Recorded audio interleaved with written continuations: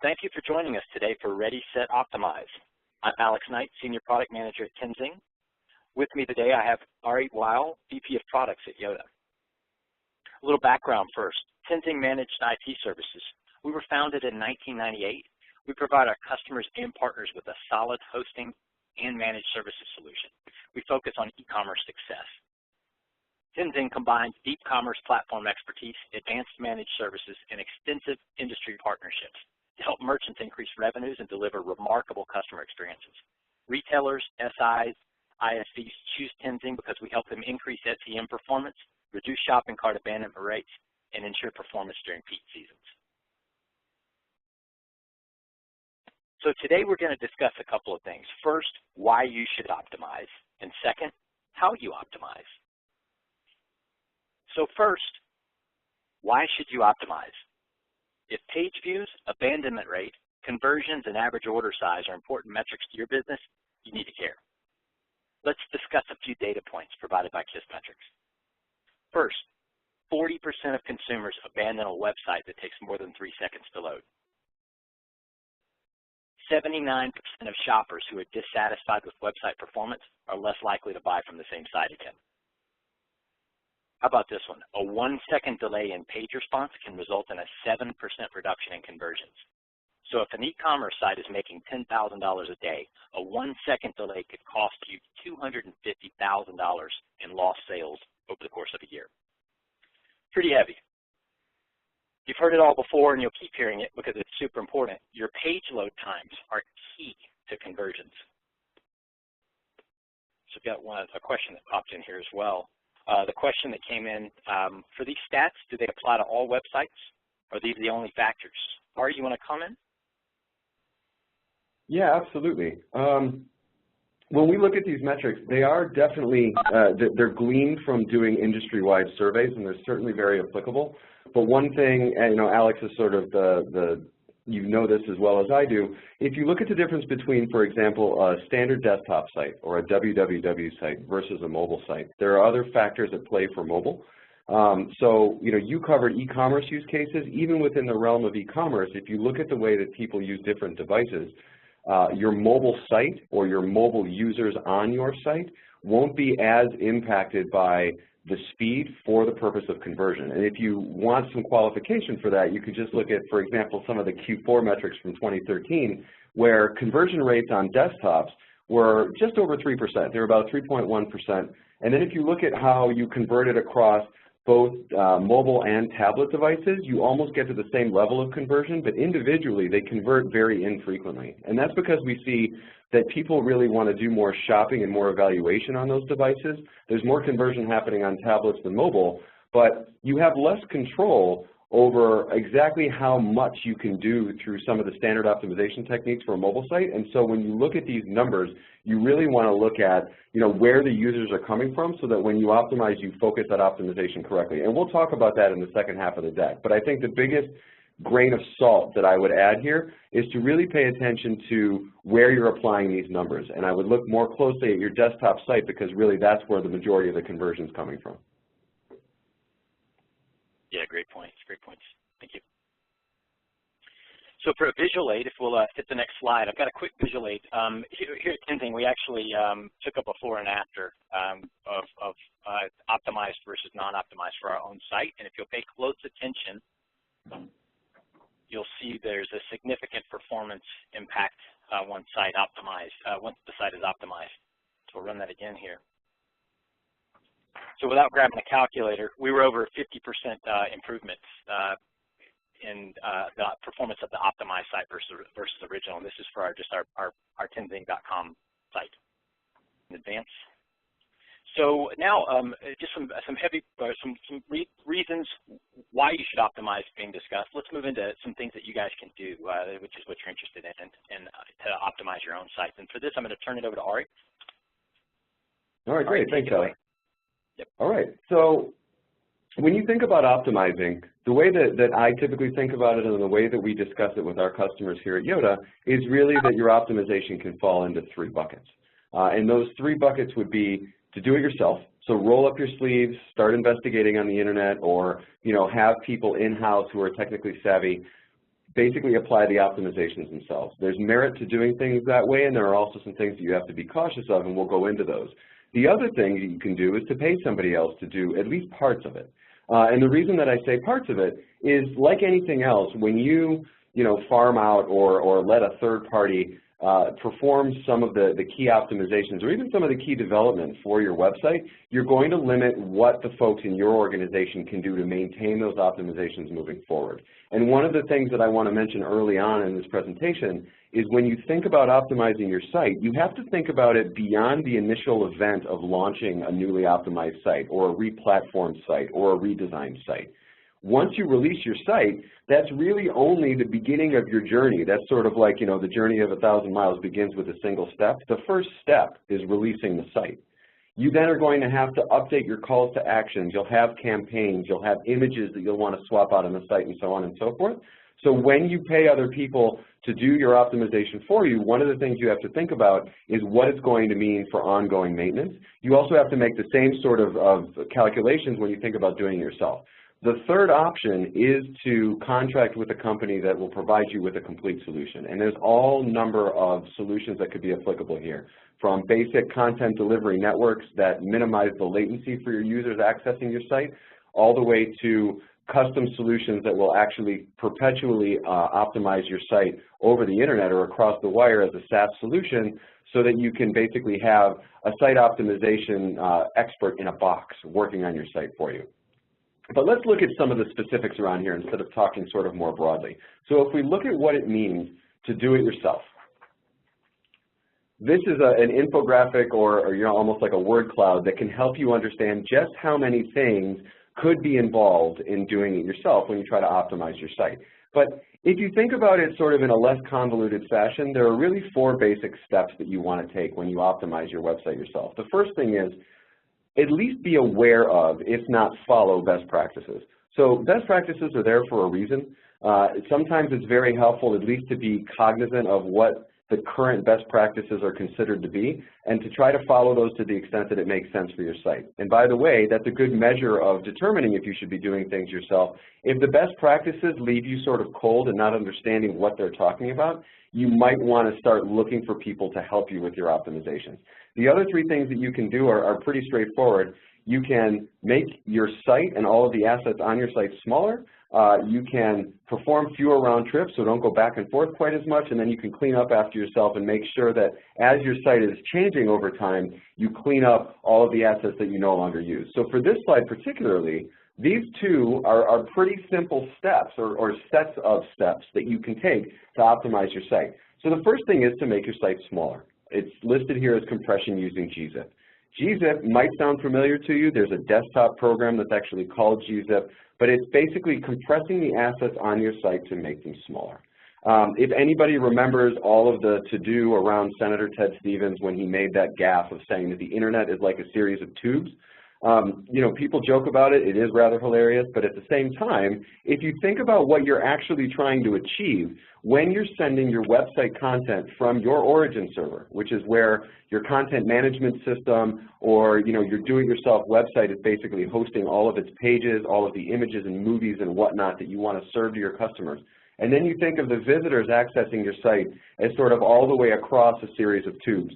And then you think about what you want to get from one end to the other. That metaphor isn't actually too terrible, because if you think about it, if you have a fixed aperture, if you have a fixed opening, and let's say that that is my network connection. So if I have a wired LAN connection when I'm at the office or when I'm at home, and I know that I have a certain upload and download rate on that pipe, you can go to speedtest.net and figure out exactly how quickly you can upload and download content on a given connection. And then you think about how big your web page is. You actually want to make sure that you can most efficiently transmit the data from your origin server to your visitor when they request it. The smaller the data packets, the faster you can get the information over to your user within reason. There are things to consider like latency, the speed of light, the types of connections the user is using, how many things are running on the user's computer. But generally speaking, compressing your site to make it smaller is a good way to ensure that your assets will get to your users as quickly as possible. So the first step, the easiest thing you can do, is to apply gzip compression. Typically you'll get, if you've never compressed your data, about a 40% bump in performance, at least from your origin server out to whatever intermediary spot you have for transmitting your data. The next thing that you can do is to look at minification. And minification is actually pretty much what it sounds like. You want to take your HTML, which is your web page, and your CSS, which defines the style for your web page, and shrink them down. Shrinking them down basically means that for your HTML pages, you want to go in and remove the white space, you want to remove unnecessary tags, you'll remove comments. Basically, you'll make it so that the page is virtually unreadable to a human, but it's very efficient to transmit across the internet, and that raises a point. The point is, it can be tricky to apply minification depending on when and how you apply it. If you apply it in a do-it-yourself sort of a scenario in-house, then you'll be managing pages that are very hard to read and understand. If you do it only when you deploy your pages to a server, to a content management system, or if you have an intermediary area, like if you're using a CDN and you're caching some of your pages at the CDN, then if you apply minification as the assets are being sent out to the edge cache, then that's okay, because typically that's going to make your life easier. You're not dealing with the minified code. The third thing is that there's actually services that will do it at delivery time when the customer requests your information, in which case everything that you work on in development, everything that you test with once it's deployed into like a staging environment, for example, will look very consistent, and it'll only be minified when the information is sent to the user. So the reason that some of these things can be a little bit that you should use caution when you apply some of these things, even though they're easy steps. Another way to call this sort of do-it-yourself is quick and dirty optimizations. And the reason that I say quick and dirty is because you actually can get dirty when you do things wrong or you do them too fast. I had a mentor early on in my career that had a saying, and he used to beat me around the head with it every time I'd make this mistake. But he would say, those people who live by copy and paste die by copy and paste. Gzip compression, for example, is one of those things where if you get it wrong by copying old pages into new pages that you're creating and you start messing around with some of the tags in the page, this is one of the pitfalls of doing do-it-yourself optimizations if you don't know exactly what you're doing and how to test it. You can actually think that you're applying the compression through gzip when in fact nothing's being done to the page at all. So you really have to exercise some caution and make sure that when you're doing your optimizations, you hold true to one thing, which is test and test and test again. And while you're testing, monitor and review your metrics so that you can see that you're actually moving in a positive direction. So, you know, that's pretty much the easy, simple steps that you can take. And like I said, you want to take a measured approach. And the reason is, you know, you really need to understand, for example, how fast your page is before you start, how fast it is at every point during the process while you're optimizing. But it's not just about speed. I mentioned sort of the gap of the internet as a series of tubes. You also want to look at how efficient your page is. And so if you look at solutions like Yotta provides this service, but there are free services like websitetest.com and webpagetest.org, where you can go out and put your URL into a website, and that website will show you what's called a waterfall. The waterfall will identify for you exactly how your page is being rendered in a browser and what you are delivering to the user's browser for them to render in order to see your web page. And for people who have never looked at a waterfall before, they can be a little bit surprising when you realize just how much is being done to render what might even seem like a very simple or austere page. The waterfall shows you the order in which assets are being delivered and rendered by the browser so that the user can view your page. And when you look at those waterfalls, you want to look for things like errors in the individual assets that are rendering, but you also want to look at the order in which things are rendering. And this is really important. I'll give you an example. If you go shopping on an e-commerce site online, and Alex mentioned some of the stats around what happens when the rendering time for those pages is slow, but consider what you see when you go to those sites or what you want to see. Or if you're a business owner with an e-commerce site, what you want the visitors to your site to see. You want them to see, or when you're shopping, you want to see the assets that you're interested in buying or in reviewing or in researching. You don't want to see offers about sharing on social media or to provide feedback, for example, before you even know what's being offered on the site. So when you look at the waterfall, you really want to be conscious of what order things are downloading. And some of the easiest things to consider are you want to load up, for example, the majority of the content on your page that the users need to consume. That may or may not include images, depending on how you are presenting your goods or services, but it should include, for example, all of the initial information that's above the fold that can be displayed to the user and styled correctly so that the user's not having to basically wait and continuously refocus their attention as style is being applied, as images are being filled in, as individual assets on the page are being downloaded. For the user's perspective, you want the above the fold content to load very quickly, and so you want to review the load order so that you really understand for your optimizations how to prioritize what you're optimizing and that you don't just focus on one pure metric for making something faster. So this gets into ways that you can start contracting people who are experts in this because, you know, as you may be getting the impression, there is a lot that goes into optimizing a site. If you have a WordPress site or one of those content management systems, one of the things that you know is you can go out and start downloading all manner of plugins. Well, those plugins were created by a developer somewhere who was trying to solve a problem, and they thought that instead of constantly coding up the solution, they would create a plugin. But the plugin is going to be something that has to be applied correctly. So if you look at some of the things that someone else might be doing for you, let's consider a CDN or a content delivery network. Content delivery networks have been around for a decade or more. The intention of those offerings are basically to put servers around the globe so that they can cache static content from your website and make it so that visitors to your site have the lowest amount of geographic latency possible in accessing that information. So when you look through all of the marketing and see the way that people position a CDN, at the end of the day, the delivery network is there to do just that, to deliver your assets to the users as quickly as possible. But that doesn't really do much for optimizations.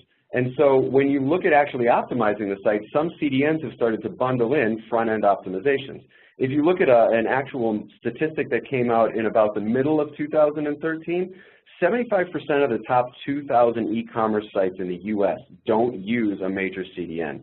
79% of the top 400 in the European Union don't use one either. Now, that's not to say that they're not using one, it just means that they're not using a big brand. But those are the largest sites who can afford probably to do things themselves or to pay consultants to do a lot of their optimization. When we look at what a CDN can actually provide you, a CDN can take an unoptimized page, for example, that might load in 16 seconds and make it load in 7.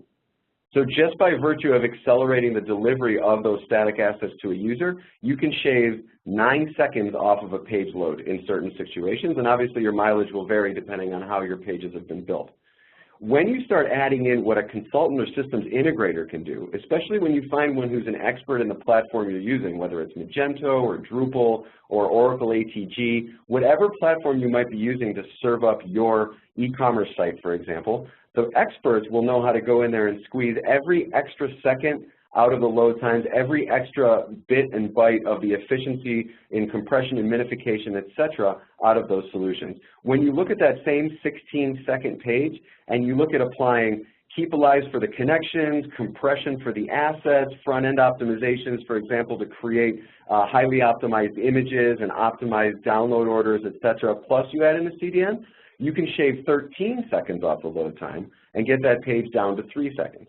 So there is a lot of value that can be derived from using a systems integrator. Again, to get back to the initial thing that I said in the beginning of my portion of the presentation, you really want to make sure that you're comfortable with what contracting with a solutions integrator means. It typically is going to mean that you are dependent on that company or that individual to keep your site maintained and moving forward.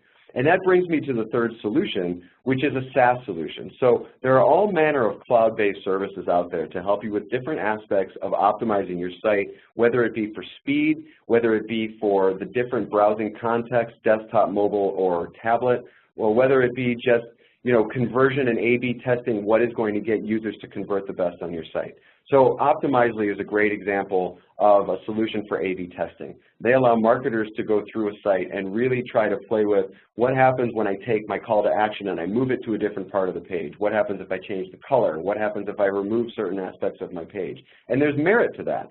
But there, you're not really optimizing your site for speed or for downloads.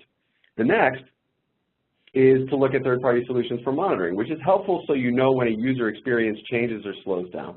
And then you can look at load testing to see what happens when a large number of users actually access your site. But when we look at SaaS solutions for site optimization, that is in many cases where you can really get the biggest bang for your buck. So if you look at something like Tenzing Site Optimizer, one of the benefits of a solution like that is you're rolling together the benefits of a do-it-yourself solution and everything that an expert would know how to apply with the always-on nature of a SaaS solution that basically takes an SI and puts it into a box or an artificial intelligence form of a solutions integrator, and you have basically optimizations that are constantly being applied to your system so that you have a solution that isn't materially changing anything that you have to maintain. It's keeping you nimble and allowing you to continuously make updates to your site for optimization for different campaigns or what have you. And then it's ensuring that all of those are going to continuously and consistently be applied to your site. So if we look at that next slide, the complete solution of Tenzing Site Optimizer, what I'd like to say here is basically looking at the breadth of what an offering like this can provide you, and then letting you kind of consider what you have available for your website today and what's really important for your business. So if I go actually from right to left on this slide, which might be a little bit counterintuitive, but if you go from right to left, then the first thing you see on the right-hand side is end-to-end visibility. I would strongly advise anybody who's going into a website optimization initiative to first and foremost make sure that they understand what the goals are for that initiative. Is it to drive page views? Is it to drive just raw speed so that you decrease bounce rate? Is it to ensure that people look at more pages and actually, don't abandon and convert more frequently? But before you start any initiative, understand what exactly you're driving for, because it's easy to get mired into trying to squeeze out an extra 500 milliseconds of speed when you've already reached a plateau for how much that speed is going to impact your conversions. And then you want to keep monitoring as you optimize and as your site runs so that you can stay abreast of not only how the performance of that site is trending, but how users' access to your site and user downloads and user page views, etc., are trending in line with your site as well. The second thing is the cloud firewall. You can't optimize something that users can't reach. Protecting your website, protecting your assets from over-aggressive traffic, from malicious traffic, is something that every site owner should worry about first and foremost, and certainly if you contract with a third party to do any optimization or any hosting for your site, you want to make sure that a cloud firewall is part of that offering. The next, in the middle of the slide here, is a federated CDN. The benefit of a federated CDN approach with Tenzing Site Optimizer is that you're not basically putting all of your bets on a single CDN provider. So if you consider what that means, a content delivery network puts servers all over the globe. They minimize geographic latency so that your visitors can download assets as quickly as possible. It speeds up page rendering time. But if that CDN vendor has a problem, and if you're a student of kind of social media and of the recent news that goes on in the technology sector, you'll know sites like Amazon, despite their size and despite the magnitude of what they can offer and all of the infrastructure that they have, can still be impacted by any manner of things, massive denial of service attacks that might happen by an anonymous group or any other reason why a denial of service might be occurring, or even movement at the bottom of the ocean that might cut a cable that is dependent on serving internet traffic to a particular region. There are things that can impact any infrastructure. So having access to a federated CDN simply means that you have access to multiple vendors so that if there is such a problem, a solution like Tenzing Site Optimizer can move you to whatever the best performing CDN is for you and the customers in the region that you're serving. Now beyond that, they can apply front-end optimizations on the fly so that they keep your site optimized. And the important thing here is not that they apply front-end optimizations once. This is the challenge of using a solutions integrator or a do-it-yourself solution. Anybody can go in and optimize all of the images on a website once. But marketing is not a static discipline. Users demand that you have fresh, new, eye-popping content on your website. The only way to ensure that you do that is by constantly, you can A/B test to find out what the best solution is, but you have to refresh and update your pages all the time, whether it be updating blog posts, whether it be updating product information, or even just the offers on your homepage. You will be constantly changing your site.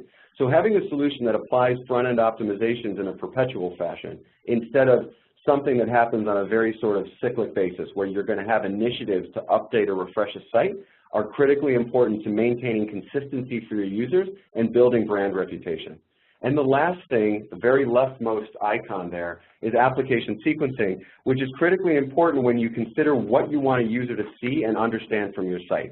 Sequencing your application content really shows a user the most important information that's above the fold first, and then gives you access to load in all of the other information to enhance that experience with targeted social media, with personalization, with localized reviews, so that the user gets the best possible impression.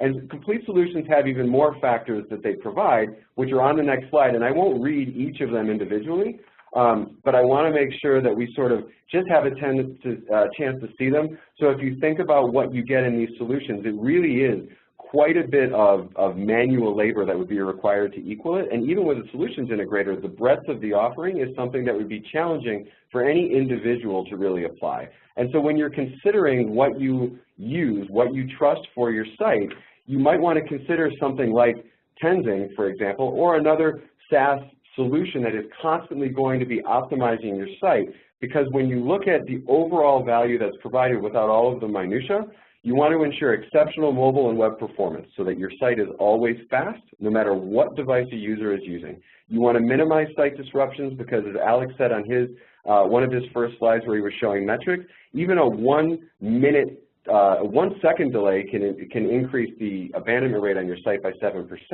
But if you have a 1 minute unavailability problem, if your site is down for 1 minute, you can be losing tens or hundreds of thousands of dollars and incurring damage to your brand that would take you years to overcome. And one point on that, some recent information that came out of studies of consumer trends in 2013 is when users go to your site, if there's a problem with them consuming the content on your site, and I'll just kind of leave you with this before I turn it back to Alex, what you have to consider is 29% of those users, when they experience a problem, will go to a competitor. 29% of the users who go to a competitor will never return to your site. Another 29% of those users will wait a year before they return to your site.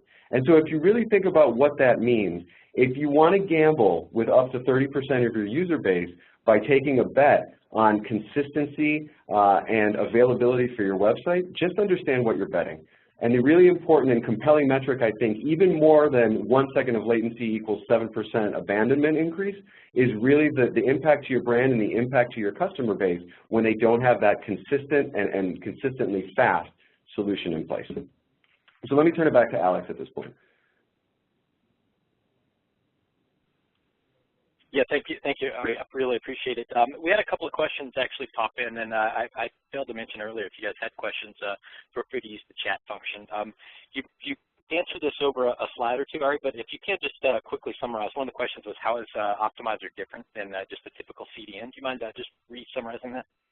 Absolutely. So a typical CDN is going to do a great job on static assets. A lot of CDNs that add some front-end optimizations will do that well for an individual context. And so just to quickly summarize what I mean there, if you contract with a lot of the leading CDN vendors who specialize just in CDN, they will optimize your website for www access from a desktop solution. And some of you may be thinking, that's fine because I don't have a mobile solution. When in fact, 35% of the people who come to your website will come to it from a mobile device and will do whatever they can to make sure that they can browse your site while they're on the go. So whether you intend to have a mobile site or not, you have one. And if you consider what you do with a solution like Tenzing Optimizer, Tenzing is going to be optimizing your site to make sure that whether they're on a desktop, a tablet, or a mobile, the experience is consistent. CDN vendors won't be able to do that out of the box. They typically are going to take a longer time to implement your site and charge you more to create the optimizations for the different user contexts. Thank you. Appreciate it. Want to mention also, if you got anyone on the call that are interested in looking at what optimization, what this technology may be able to do for their site, we're going to be sending a follow-up email after the webinar thanking you. We'll also have instructions in there on how to obtain an assessment. It's non-impactful to your site, something that can be done very quickly, and it'll show you what the difference between your site as it exists today versus what we can do from an optimization standpoint. So just be on the lookout for that, if you would. Another question came in, how long does it take to get up and running on Site Optimizer? It's fairly quick, depending on the complexity of your site. It can be as quick, and whether you want to, the default customizations or optimizations that exist are enough for you. It could be as simple as a day turnaround time from, in terms of setup through, we see, pretty complex sites taking a week to set up and actually go through some manual optimizations, and then consist of a QA period, which will involve your folks as well, to up to a 2-week period for complex sites. And just going to scan the question list here as well. One question has come in: how changes on my site, how will this optimization technology be affected by or affect changes that I make on my site myself? Ari, you want to speak to that? Absolutely. I think this is one of the hardest things when people are trying to make a decision on sort of what solution to choose, to really cut through the marketing and to understand. So when you look at changes to your site, they can take many forms. The most, I guess, the scariest one would be if you ever have to re-platform. So at some point in most companies' life cycle, when you have a website, you're going to decide that you've outgrown your current solution. Whether that means that your homegrown solution needs to then transfer into an established packaged platform, or if the platform that you initially used you've grown out of and you need to move up to a more robust platform. Re-platforming is one of those things that sends shivers kind of down everybody's spine. Marketing is worried that they're going to have to reboot all of their SEO initiatives because of what might happen to links. The IT team is worried about maintaining a level of consistent scalability and security and even just service for their users. So at the end of the day, when you look at that material change to your website, if you're using something like Tenzing Optimizer, the reason that I feel so strongly about a solution like this is because it's constantly optimizing your site, but also because of how it does it. So the way that optimizations are applied are done on sort of a template or a matching basis, where that matching is very, very coarse at first, and that's done on purpose. The reason that the solution is made to be coarse with the optimizations is so you can get up and running quickly, but it's also to insulate you from some of the smaller changes that you might be making over time. And when I say smaller changes, when you re-platform, oftentimes as far as the optimizer is concerned, you're still only making small changes. Because at the end of the day, the HTML and the assets that you're serving will be consistent. Now sure, there could be changes in the relative path to those assets or the URLs. So maybe we have to update, the URL or URI scheme that's being applied. But those sorts of things can be achieved very, very quickly, so that you can ensure that over time, you're not spending your time on performance optimizations and QA of the optimization process. You're spending your time innovating your website and developing new and exciting and differentiated offers to attract new business. So when I look at sort of what the differences are and whether you have to constantly tweak and tune a solution like Tenzing Optimizer, you don't. When you use something like a lot of the established CDN vendors out there, but because of the black box nature of it and because of the way that things are tuned, and the same is true of SIs and do-it-yourself, you'll have a lot more sensitivity that'll require much more hands-on work over time to keep your site optimized. So that's a long-winded way of saying basically the way that Tenzing Site Optimizer optimizes your website is by trying to do the largest optimizations as they can in sort of the way that requires the least maintenance possible. Yeah, and a related question came in also. How much control will I have over the optimizations that take place? And as users, the way the whole onboarding and configuration works is that you'll be basically handheld through the initial deployment and setup of your site. We've got a delivery services team that handles that. You will also be given access to a web interface where you will be shown how to control the optimization techniques that are occurring. And so you will ultimately have full control, even to the point of bypass all optimizations, if you needed to for some troubleshooting on your site. That control exists for you guys as customers. And let's see, there is another question here. How does Tenzing Site Optimizer minimize site disruptions? You want to take that? That's a great question. Yeah, absolutely. The way that it minimizes site disruptions, there are several ways actually. One way is with a very simple product or feature called bad asset removal. A lot of times when you look at some of the disruptions that occur on a site, it's because of a bad asset, where maybe the reason that you have a bad asset is because the location that you store that asset in was moved. Or maybe because if you store the assets on Amazon S3, maybe the password was changed or something of that nature. So that's one way that we minimize disruptions, by making it very, very simple to eliminate broken links and 404s. Another way that it eliminates or minimizes site disruptions is by ensuring that you have security and scalability built in. And what that means is looking at the firewall rules that you would have access to as a user of the Optimizer via that web portal that Alex mentioned. So you can go in and define, for example, what's the maximum rate of request to your website. And if that sounds like deeply technical mumbo jumbo, what we're talking about is some sites will fall victim to aggressive crawlers. So you'll have some sort of an automated system that's going out to your website and maybe with the best intentions, but it's overly aggressively reading all of the pages in your site or looking at all of the assets on your site. And that influx in traffic can actually impact all of the users coming to your site. So we can throttle very easily all of the connections coming into your site. You can also set up rules that will limit people's access or define the type of access or the routes that people can take from individual geographies, from individual IPs or ranges of IPs. You can also look at things like what's presented from the user's user agent string. What browser are they using? What size screen do they have? What device are they coming from? And you can set up all manner of rules to really target those users with specific optimizations or specific access to aspects of your site. And then the third thing that we do is to apply transformations. And with transformations, what that allows you to do to insulate your visitors or your site users from disruptions is to ensure that if something goes wrong with a particular part of your site, or if a given offer is not available to a user from a particular geography, or if a user comes to your website from a device where some of your content can't render, like if a user comes to your site with an Apple iPhone and you have any Flash content.